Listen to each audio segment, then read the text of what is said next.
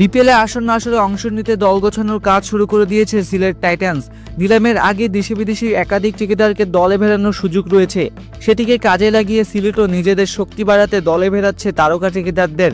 এবার সিলেট বিদেশি ক্রিকেটার হিসেবে পাকিস্তানের সাবেক তারকা পেসার মোহাম্মদ আমিরের পাশাপাশি দলে ভিড়েছে শ্রীলঙ্কার টপ অর্ডার ব্যাটার কুশল মেন্ডিসকেও। আইপিএল, টি10, পিএসএল খেলার অভিজ্ঞতা রয়েছে তার। সংক্ষিপ্ত ফরম্যাটের ক্রিকেটে বেশ কার্যকর এই লঙ্কান ব্যাটার।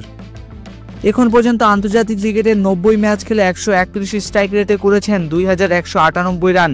ঘরোয়া টি20তে 183 ইনিংসে 137 স্ট্রাইক রেটে মেন্ডিসের রান 5000-এরও বেশি। 30 বছর বয়সে এই ব্যাটারকে এর আগে বিপিএলে দেখা যায়নি, ফলে প্রথমবারের মতো এই টুর্নামেন্টে দেখা যাবে মেন্ডিসকে। এদিকে বিদেশি ক্রিকেটার হিসেবে সাবেক তারকা পেসার মোহাম্মদ আমিরকেও নিজেদের করে নিয়েছে ফ্র্যাঞ্চাইজিটি। টি20 ক্রিকেটে আমিরের খ্যাতি দীর্ঘদিন ধরেই।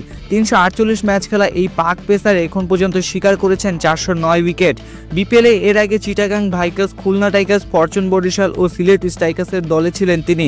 এবারও সিলেট দলে থাকলেও খেলবেন নতুন ফ্র্যাঞ্চাইজির অধীনে।